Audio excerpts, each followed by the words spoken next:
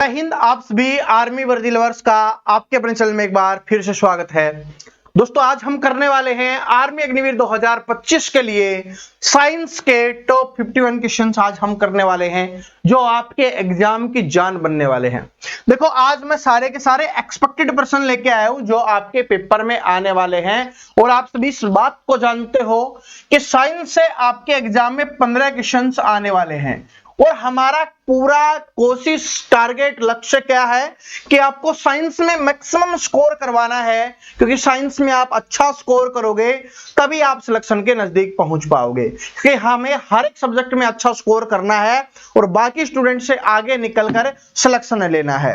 तो आज की क्लास को ध्यान से देखते रहना। और मैं आपको एक बात और बता देता हूं कि भाई आपकी जो साइंस की है ना, सिर्फ इसके बाद जो ये आज वाली वीडियो है ये वाली, इसके बाद सिर्फ 4 क्लास और आएंगी, जिसमें से एक तो आज आपको शाम को 7 बजे जो अपनी क्लास आती है उसमें आपको मिल जाएगी शाम को 7 बजे वाली क्लास में। इसके अलावा सिर्फ आपकी 3 क्लास और आएंगी, सिर्फ 3, क्योंकि 4 में से एक तो आज शाम को आ जाएगी। 3 क्लास आएंगी, आप उन तीनों को और देख लेना। जो आज वाली है शाम को आएगी उसको, और बाकी आने वाली 3 है उनको जरूर देख लेना। उसके बाद साइंस में आप मैक्सिमम स्कोर करने वाले हो, मैक्सिमम स्कोर आपका होने वाला है। विज्ञान में बहुत अच्छा स्कोर आपका हो जाएगा। इसके अलावा और कुछ देखने की आपको आवश्यकता नहीं पड़ेगी। तो ये कब कब आने वाली है मैं आपको बता देता हूं। एक तो आएगी भाई आपकी 22 जून को आने वाली है साइंस की पहली क्लास, दूसरी आएगी आपकी 24 जून को आएगी, और तीसरी आएगी आपकी 26 जून को। आप समझ गए होंगे 3 मैंने क्यों बताई है, क्योंकि एक में हम बायोलॉजी के क्वेश्चंस करेंगे, एक में केमिस्ट्री के क्वेश्चंस करेंगे और एक में फिजिक्स के क्वेश्चंस करने वाले हैं। तो ये 3 शानदार क्लास आपको देखने के लिए मिलने वाली हैं 22, 24 और 26 तारीख को। और ये क्या होंगी, यहां पर ज्यादा क्वेश्चंस होंगे, कम से कम अगर मैं बताऊं तो 150 प्लस क्वेश्चंस आपको देखने के लिए मिलेंगे जो आपके एग्जाम्स में आने वाली हैं। एक क्लास की बात कर रहा हूं, टोटल 500 क्वेश्चंस मैं आपको यहां पर करवाने वाला हूं। तो इन तीनों क्लास को जरूर देख लेना। आज वाली क्लास जो अभी देख रहे हो और शाम को 7 बजे आएगी ये, इसके अलावा ये 3 क्लास। उसके बाद साइंस में आपको कोई प्रॉब्लम नहीं होगी। आज वाली क्लास में जो हमने साइंस में पढ़ा है उस सभी का हम रिवीजन कर लेंगे, और जो शाम को आएगी वो कुछ स्पेशल वाली होगी। 7 बजे आएगी ना, उसमें कुछ स्पेशल क्वेश्चंस आपके होने वाले हैं। चलो अब बिना देरी की शुरुआत करते हैं। बातें मैंने आपको बता दी है, साइंस में मैक्सिमम स्कोर करना है तो देख लेना भाई, नहीं करना तो फिर मत देखना, वो आपकी इच्छा है। मैं आपको मजबूर थोड़ी ना कर सकता हूं, कोई आपको पकड़ के आपका सिलेक्शन थोड़ी ना करवा सकता है, सिर्फ बताया ही जा सकता है, तो वो मैं आपके लिए कर रहा हूं। ठीक है, चलो। विद्युत धारा का एसआई मात्रक क्या है? विद्युत धारा का एसआई मात्रक क्या है? तो सारे के सारे एसआई मात्रक अपने को याद करने हैं, और आज शाम को मैं ट्रिक में आपको याद करवाऊंगा। शाम को 7 बजे क्लास आएगी ना, उसमें कुछ इंपोर्टेंट क्वेश्चंस एसआई मात्रक के हम रख लेंगे जिसको हम ट्रिक से याद कर रहे होंगे। ठीक है, तो विद्युत धारा का एसआई मात्रक क्या हो जाएगा? तो एम्पियर हो जाएगा, विद्युत धारा का एसआई मात्रक हो जाएगा। और आज शाम को 4 बजे अपनी रीजनिंग की क्लास आएगी, उसको जरूर देखना। उसी से आपके एग्जाम्स में 3 क्वेश्चंस आने वाला है, यानी कि आप बोल सकते हो 6 नंबर की आज शाम को 4 बजे वाली क्लास होने वाली है। 10 नंबर की आती है ना आपके रीजनिंग, उसमें से 6 नंबर आपके यहीं से आने वाले हैं। ठीक है, शाम को 4 बजे आएगी क्लास, उसको जरूर देख लेना।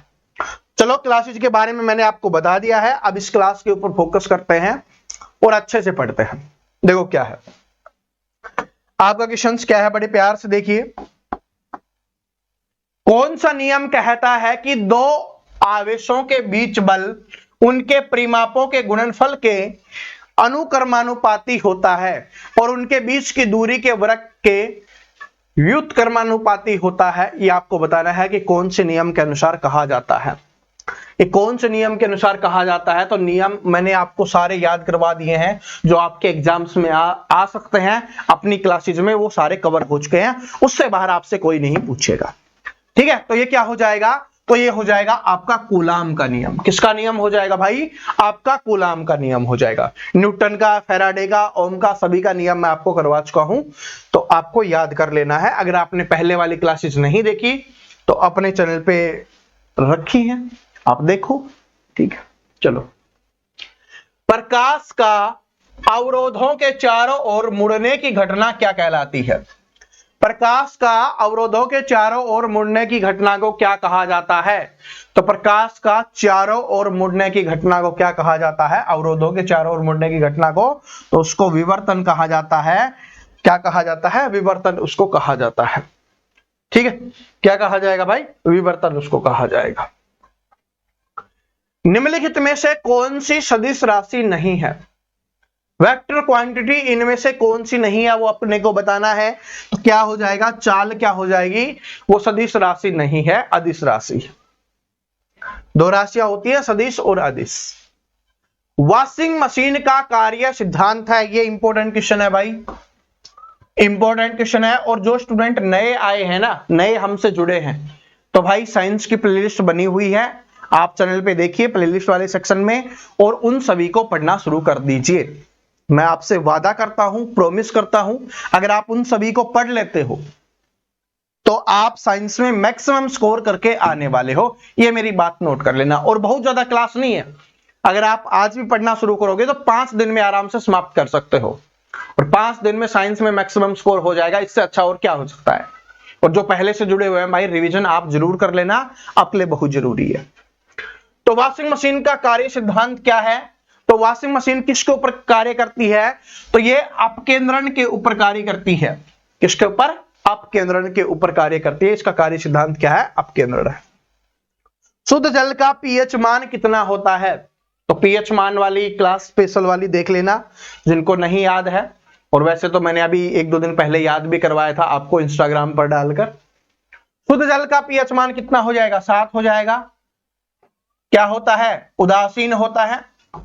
7 से कम वाले, अगर जिनका जो है वो क्या है, 7 से कम है, 7 से कम है, तो वो क्या हो जाएंगे? अम्लीय हो जाएंगे। पूछा जाता है, कल भी पूछा गया था, अम्लीय। और 7 से ज्यादा वाले क्या हो जाएंगे? क्षारीय हो जाएंगे। क्या हो जाएंगे भाई? क्षारीय हो जाएंगे 7 से ज्यादा वाले। ठीक है, चलो। और इसमें ज्यादा और कम कैसे पता करते हैं? जिधर ये 2 होता है ना, वो क्या हो गया? इसका मतलब ज्यादा की बात हो रही है। 1 है, उसका मतलब है कम की बात हो रही है। चलो आगे बढ़ते हैं कि किस गैस को हंसाने वाली गैस कहा जाता है? कौन सी गैस है उसको हंसाने वाली गैस कहा जाता है? Most important, most repeated question है। तो हंसाने वाली गैस कौन सी हो जाएगी? नाइट्रस ऑक्साइड है, उसको हम हंसाने वाली गैस के नाम से जानते हैं। किस गैस के नाम से जानते हैं? नाइट्रोजन ऑक्साइड को, सॉरी नाइट्रस ऑक्साइड को है वो किस नाम से जाना जाता है? हंसाने वाली गैस को, या इसको लाफिंग गैस बोला जाता है। ठीक है, लाफिंग गैस के नाम से इसको जानते हैं, नाइट्रस ऑक्साइड को। बेकिंग सोडे का रासायनिक सूत्र क्या हो जाएगा? बेकिंग सोडे का रासायनिक सूत्र, बेकिंग सोडे का रासायनिक सूत्र, तो सूत्र आपके एग्जाम्स में आता ही है, मैंने बहुत बार आपको बताया है। तो क्या हो जाएगा? NaHCO3। क्या हो जाएगा भाई?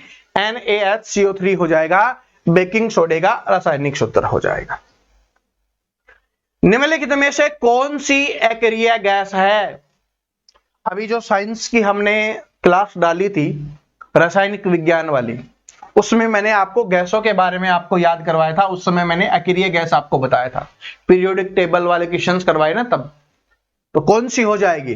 कौन सी गैस हमने बताई थी वहां पर? हीलियम गैस क्या हो गई? अपनी अकेरिया गैस हो गई, नोबल गैस जिसको बोला जाता है। क्या हो जाएगा? हीलियम है वो अकेरिया गैस हो जाएगी, सबसे हल्की नोबल गैस हो जाएगी। शर्करा को अल्कोहल में बदलने की प्रक्रिया क्या कहलाती है? यानी शुगर को हम अल्कोहल में बदलते हैं, शुगर मतलब चीनी है ना, मीठा, उसको हम अल्कोहल में बदलते हैं, उस प्रक्रिया को क्या कहा जाता है? तो उसको क्या कहा जाता है? फर्मेंटेशन कहा जाता है, यानी किण्वन प्रक्रिया कहा जाता है। ठीक है, आपने सुना होगा ना कि जो अल्कोहल है यानी शराब वगैरह कैसे बनती है? फर्मेंट करके बनती है, तो उसको क्या बोलते हैं हिंदी में? किण्वन बोला जाता है, किण्वन। और फर्मेंटेशन क्या बोला जाता है? इंग्लिश में बोला जाता है। आगे बढ़ते हैं। कोशिका का कौन सा अंग कोशिका का पावर हाउस कहलाता है? कोशिका का power house, most repeated questions. ठीक है, आपके एग्जाम्स में मोस्ट रिपीटेड क्वेश्चंस है ये। क्या हो जाएगा? माइटोकॉन्ड्रिया है, उसको क्या कहा जाता है? कोशिका का पावर हाउस कहा जाता है। क्या कहा जाता है? कोशिका का पावर हाउस कहा जाता है। सूर्य के प्रकाश के संपर्क में आने पर मानव शरीर में कौन सा विटामिन उत्पन्न होता है? तो सूर्य के प्रकाश के संपर्क में आने पर कौन सा विटामिन होता है? तो विटामिन डी हमें प्राप्त होता है। कौन सा होता है भाई? विटामिन डी हमें मिल रहा होता है, विटामिन डी। ठीक है, विटामिन डी। विटामिन ए आपके एग्जाम्स में काफी बार आता है, तो गाजर के बारे में आपसे पूछा जाता है कि गाजर में कौन सा विटामिन पाया जाता है, तो विटामिन ए। विटामिन सी भी बहुत इंपॉर्टेंट है। ये किस में पाया जाता है? ये आपके खट्टे फलों में पाया जाता है। जो खट्टे फल होते हैं उनमें पाया जाता है, नींबू, संतरा, आंवला वगैरह हो गया, उन सभी में ये पाया जाता है। ठीक है जी। तो आंवले से पूछा जाता है कि आंवले में कौन सा विटामिन पाया जाता है, तो विटामिन सी हो जाएगा।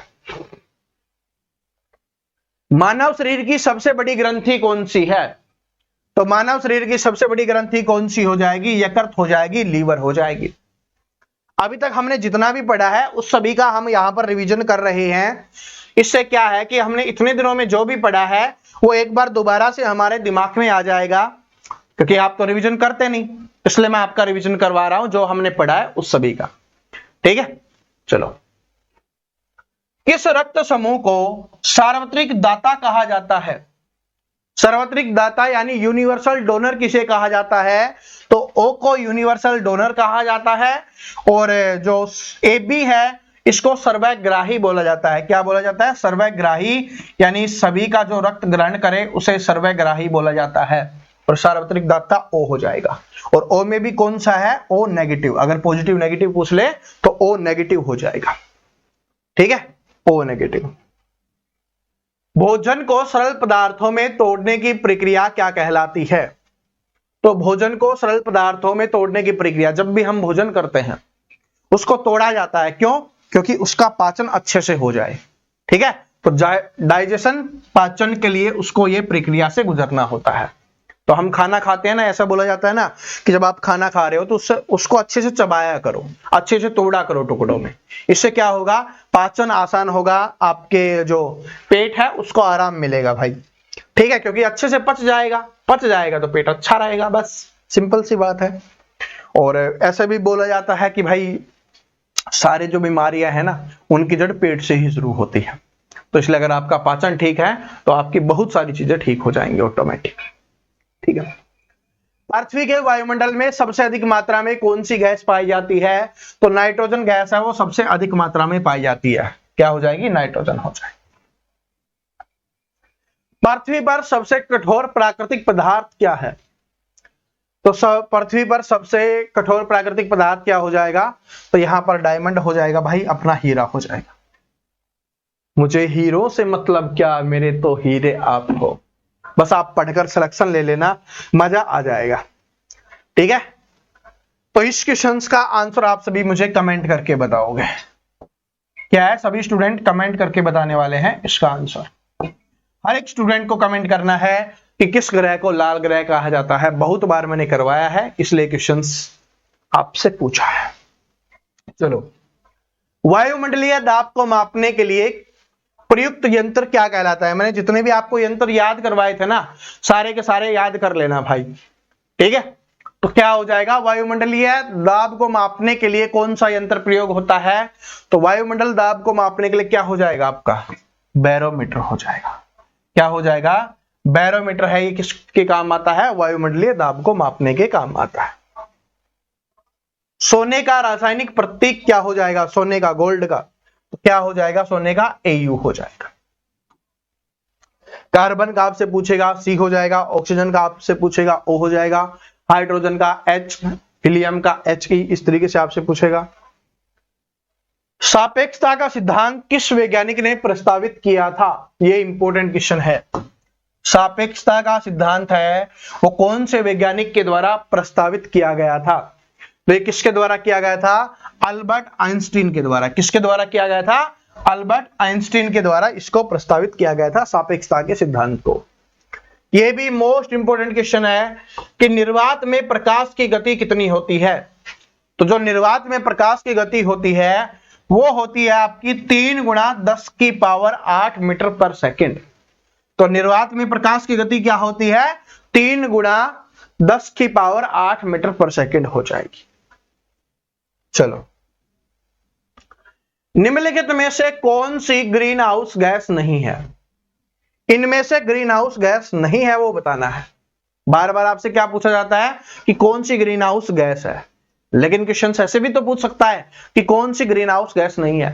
तो आप सभी को पता है कि कार्बन डाइऑक्साइड है, ग्रीन हाउस गैस है। मीथेन है, वो भी ग्रीन हाउस गैस है। ठीक है, नाइट्रस ऑक्साइड है, वो भी क्या है, आपकी ग्रीन हाउस गैस है।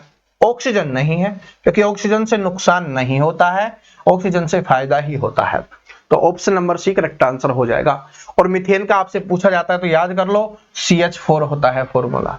और नाइट्रस ऑक्साइड का क्या होता है, N2O होता है। और कार्बन डाइऑक्साइड का क्या होता है, CO2 होता है। और हमें क्या करना है, इसको खत्म करने की कोशिश करनी है। और कैसे खत्म कर सकते हैं हम, पेड़ लगाकर। तो जब आपका सभी का एग्जाम अच्छा हो जाए ना, तो सभी कम से कम एक एक दो दो पेड़ है वो सभी लगाना। ठीक है, हम सभी मिलके लगाएंगे, मैं भी लगाऊंगा, आप भी लगाना। ठीक है जी। वह प्रक्रिया जिसके द्वारा पौधा अपना भोजन बनाते हैं क्या कहलाती है? तो वो प्रक्रिया आपको बताना है कि जिसके द्वारा पौधे अपना भोजन बनाते हैं।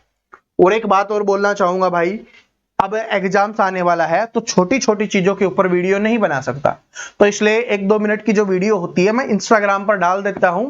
तो वहां पर जो अभी तक नहीं जुड़ा है जुड़ जाना। इंस्टाग्राम का लिंक डिस्क्रिप्शन में आपको दिया हुआ मिल जाएगा। ठीक है, तो सभी स्टूडेंट को वहां पर जुड़ जाना है, क्योंकि वहां पर जैसे कल क्या था, ये पता चल गया कि नेगेटिव मार्किंग नहीं है। देखो, हाँ, जिनको नहीं पता ना, जो वीडियो नहीं देखा, वैसे तो जुड़ जाओ भाई, यहां पर हर वीडियो के बारे में नहीं बता सकता।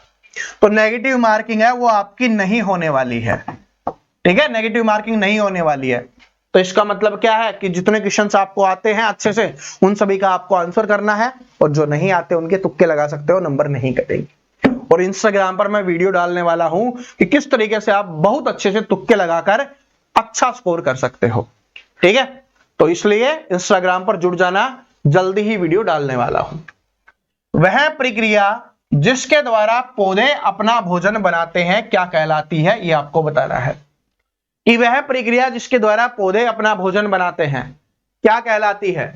तो पौधे किसके द्वारा अपना भोजन बनाते हैं, प्रकाश संश्लेषण के द्वारा।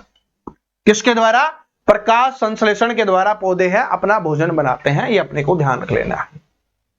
ठीक है, मानव शरीर की सबसे छोटी हड्डी कौन सी है? तो सबसे छोटी हड्डी स्टेपिस होती है, कान की होती है। ठीक है, और सबसे बड़ी हड्डी कौन सी हो जाएगी, फीमर हो जाएगी, जांग की हो जाएगी। चलो, कौन सा नियम कहता है कि किसी वस्तु के संवेग परिवर्तन की दर आरोपित बल के अनुक्रमानुपाती होती है? ठीक है, जूम करता हूं और देख लीजिए, इंग्लिश वालों ने तो पढ़ लिया होगा। बताओ कौन सा है, कौन सा नियम कहता है कि किसी वस्तु के संवेग परिवर्तन की दर है आरोपित बल के अनुक्रमानुपाती होती है? तो ये हो जाएगा आपका न्यूटन का दूसरा नियम हो जाएगा।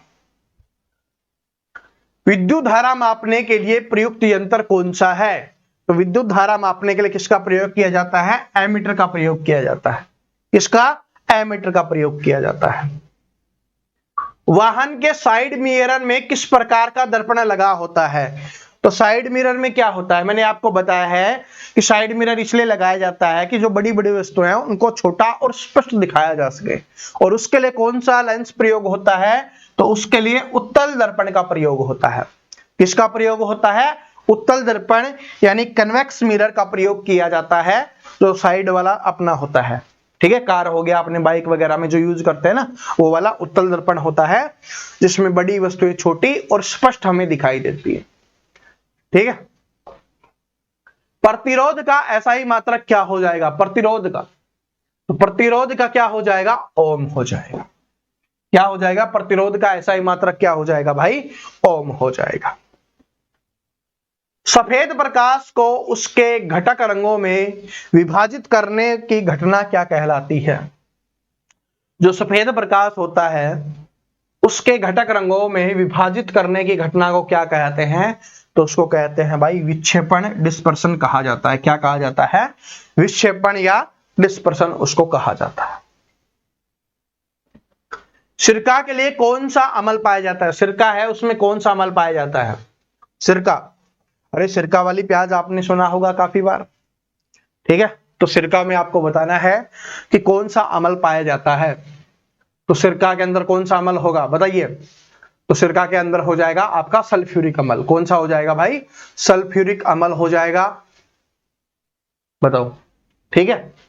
सल्फ्यूरिक अम्ल ठीक है? नहीं, उसमें क्या होगा? एसिटिक अम्ल होगा, क्योंकि वो एसिटिक होता है, एसिटिक नेचर होता है उसका। तो इसलिए हम जो सिरका वाली प्याज खाते हैं ना, वो इसलिए होता है ताकि वो एसिटिक नेचर की हो जाती है। तो उसमें कौन सा अम्ल होगा? एसिटिक अम्ल होगा, सल्फ्यूरिक अम्ल नहीं होगा, ना हाइड्रोक्लोरिक ना नाइट्रिक, तो एसिटिक अम्ल होगा। ठीक है, बाकी जो और क्वेश्चंस आते हैं ना, वो मैंने आपको बताया ना कि 22, 24 और 26 को जो क्लास आएंगी उनमें हम कवर करेंगे। साधारण नमक का रासायनिक सूत्र क्या होता है? सोडियम क्लोराइड होता है साधारण नमक। इसका नाम क्या होता है?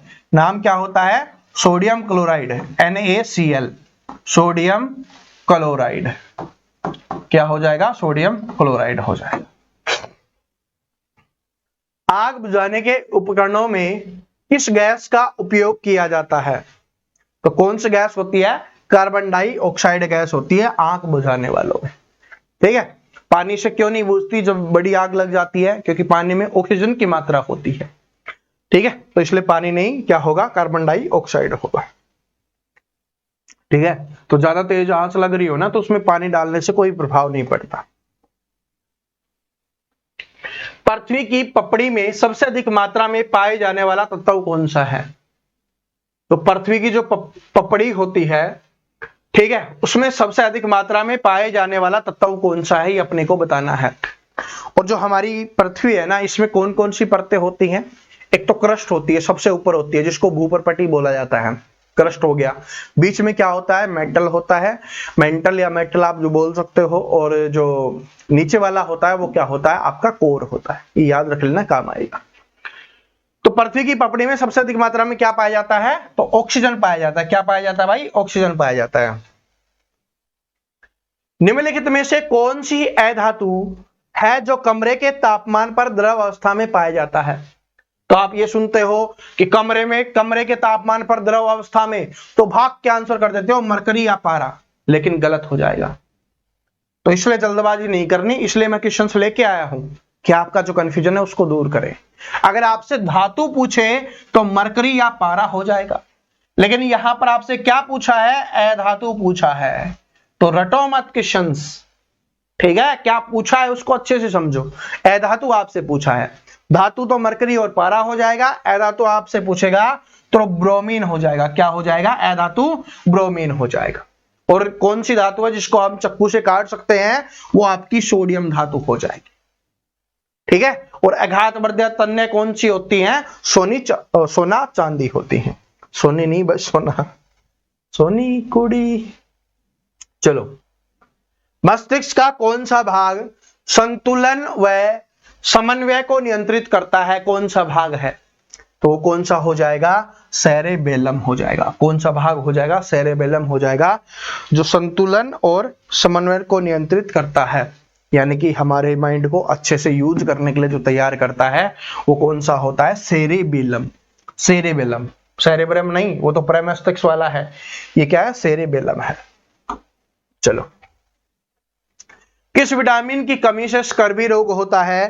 तो मेरे सारे के सारे प्यारे इसका आंसर करेंगे, छोटे छोटे नन्हे मुन्ने भाई बहन, इसका आंसर आप सभी को कमेंट करके बताना। बहुत प्यारा क्वेश्चन है, ठीक है? इतना प्यारा है कि हर किसी को आता है, तभी तो मैंने आपसे पूछा है। वह प्रक्रिया जिसके द्वारा पौधे अपने पत्तों के माध्यम से पानी खो देते हैं क्या कहलाती है?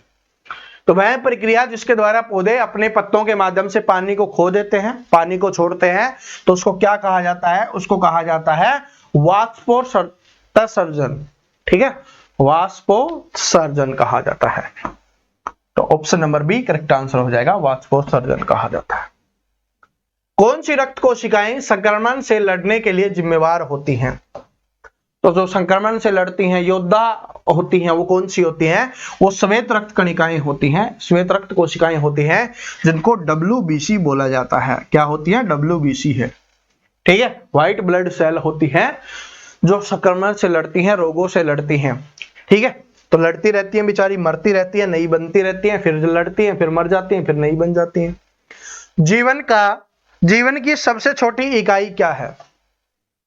तो जीवन की पूछा है आपसे, तो ध्यान से क्वेश्चंस में कंफ्यूजन नहीं होना। कल जो मैंने करवाया था वो अलग था, ये वाला अलग है। तो जीवन की सबसे छोटी इकाई आपसे पूछी है तो कोशिका हो जाएगी। कोशिका है वो जीवन की सबसे छोटी इकाई हो जाएगी, कोशिका हो जाएगी। ठीक है,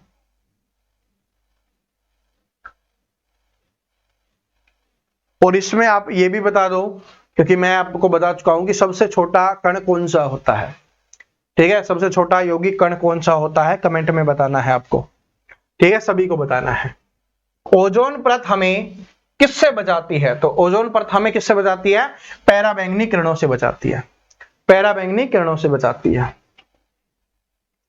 ग्लोबल वार्मिंग के लिए मुख्य रूप से कौन सी गैस जिम्मेवार है, तो जो ग्लोबल वार्मिंग हो रहा है तो उसके लिए कार्बन डाइऑक्साइड जिम्मेवार है। क्या है, कार्बन डाइऑक्साइड जिम्मेवार है। तो तभी तो बोल रहा हूं कि इसकी मात्रा को कम करने के लिए हमें जंगलों को बचाना होगा। ठीक है, चिपको आंदोलन किससे संबंधित है, तो चिपको आंदोलन किससे संबंधित हो जाएगा भाई, वन संरक्षण से हो जाएगा।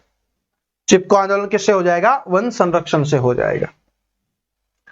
निम्नलिखित में से कौन सा ऊर्जा का नवीनीकरण स्रोत है, ये अपने को बताना है। तो ऊर्जा का नवीनीकरण स्रोत कौन सा है, तो वो हो जाएगा आपका सौर ऊर्जा हो जाएगा। क्या हो जाएगा भाई, सौर ऊर्जा हो जाएगा। सौर ऊर्जा है वो क्या है कि ऊर्जा का नवीनीकरण स्रोत है। आप सभी अभी सुनते रहते होगे ना कि सौर ऊर्जा लगा लो, सोलर प्लेट, तो वही है। ठीक है, सौर ऊर्जा नवीनीकरण स्रोत है। बायोगैस का मुख्य घटक क्या है, तो बायोगैस का जो मुख्य घटक होता है वो होता है मीथेन।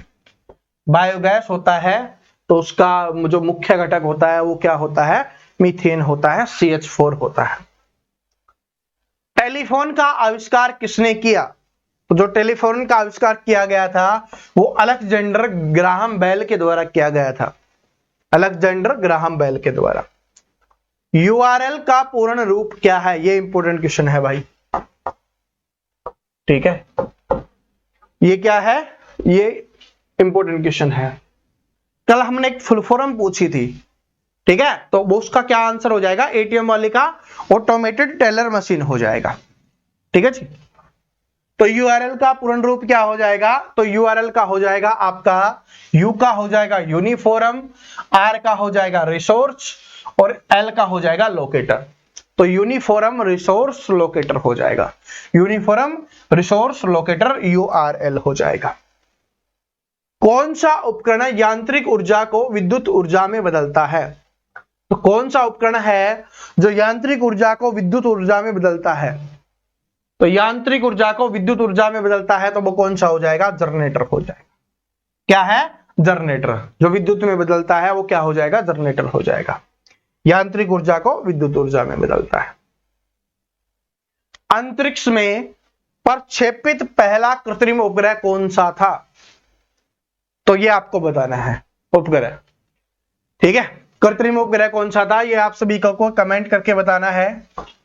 ठीक है, देखते हैं कितने को याद है, बहुत कम स्टूडेंट को याद होगा। और आज शाम को जो क्लास होगी ना, मैं उसमें आपको एक क्वेश्चन का आंसर आपको बता दूंगा। ठीक है, क्योंकि आज जो साइंस को, जो शाम को 7 बजे क्लास आने वाली है साइंस की, उसमें साइंस एंड टेक्नोलॉजी के क्वेश्चन होने वाले हैं जो आपके एग्जाम्स में आते हैं। ठीक है जी, पर्यावरण विज्ञान के जो क्वेश्चन आते हैं वो तो हमने कर ही लिए हैं, तो अब साइंस और टेक्नोलॉजी बचा हुआ है और बाकी जो अपनी 3 क्लास है वो बची हुई है। ठीक है, वैसे तो साइंस एंड टेक्नोलॉजी के भी कुछ क्वेश्चन हमने कर लिए हैं, लेकिन फिर भी जो बचे हुए क्वेश्चन हैं उनको आज हम कवर कर लेंगे शाम को 7 बजे, तो उसको देखना मत भूलना। और साथ में जो SI मात्रक हैं उनको मैं आपको ट्रिक से याद करवाने वाला हूं। आपके एग्जाम्स में फिक्स से क्वेश्चन पूछा जाएगा। ठीक है, किससे, SI यूनिट से, और साथ में साइंस एंड टेक्नोलॉजी वाले अलग हो गए। तो जो शाम को 7 बजे वाली क्लास है बहुत इंपॉर्टेंट होने वाली है।